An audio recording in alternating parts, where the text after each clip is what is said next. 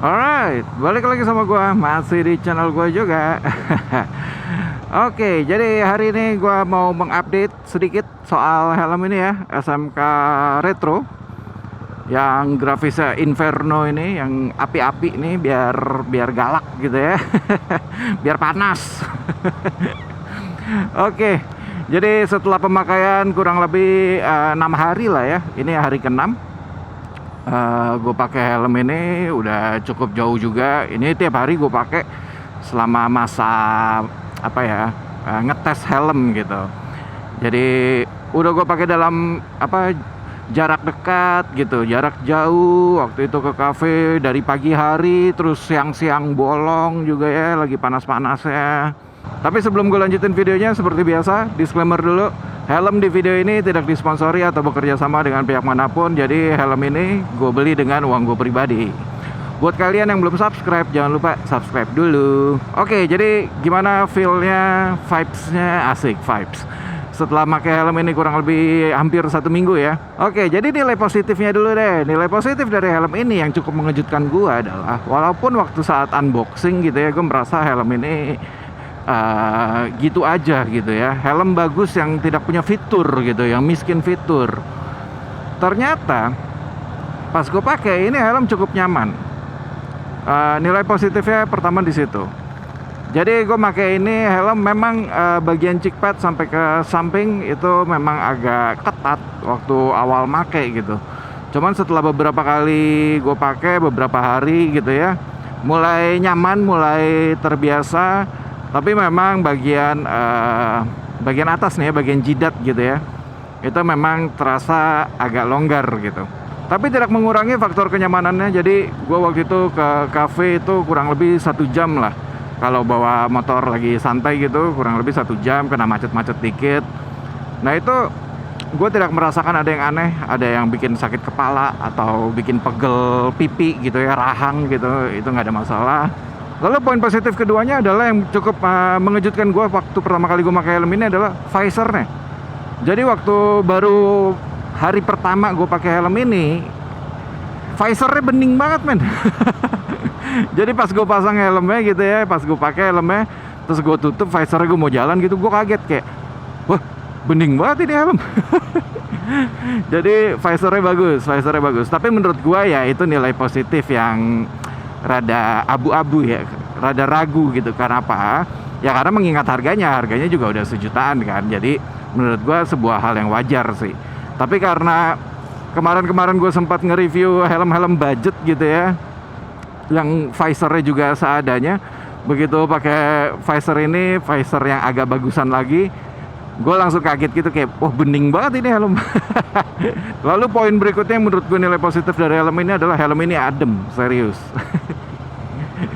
Jadi memang ventilasinya nggak ada sistem buka tutup ya, dan kalian lihat kan lubang-lubangnya ini banyak banget di depan. Tapi memang jadinya helm ini adem banget. Gua pakai ini pagi-pagi, ini jam-jam nanggung nih, ini setengah 10, jam 10. Dan kemarin juga sempat gue bawa siang-siang, itu kayak jam 1 apa jam 2 siang gitu.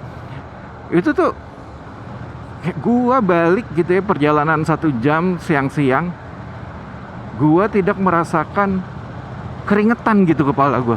Jadi beneran adem helmnya sepanjang jalan gue pakai siang-siang tuh, dengan kondisi jalanan yang normal gitu. Maksudnya ya dibilang macet banget juga enggak ya, paling berhenti-berhenti pas lampu merah lah gitu.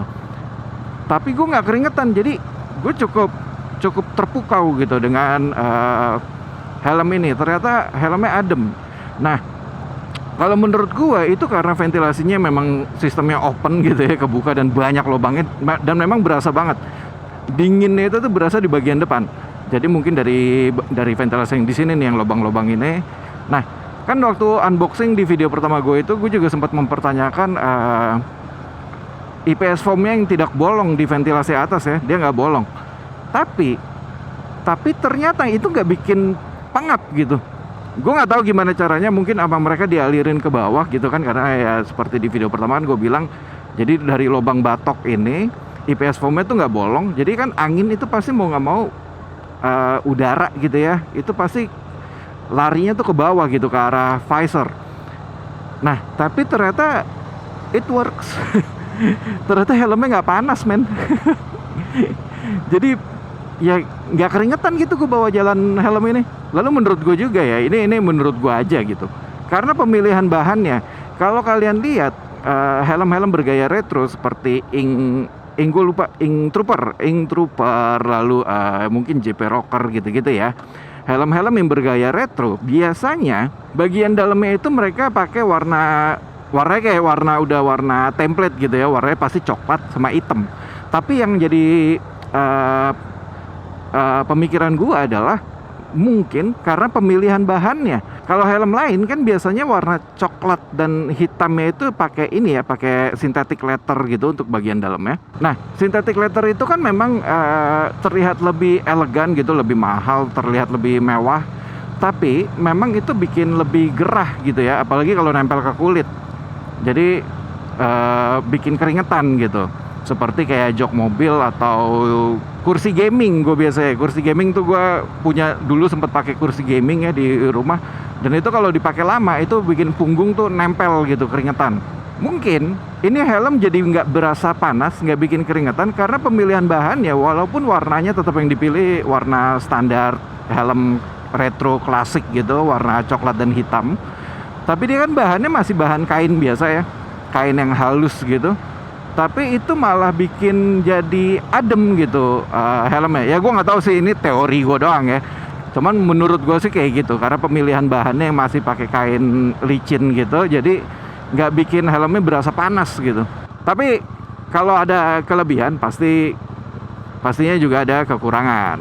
Menurut gue kekurangan helm ini pertama adalah kacamata. Fitment kacamatanya tuh serius deh, kurang enak gitu ya.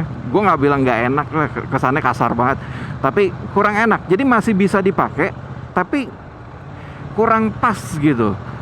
Dan menurut gue di tahun 2024 gitu, kayaknya hampir semua helm tuh udah ngasih glasses fit gitu, yang emang nyaman buat kacamata gitu.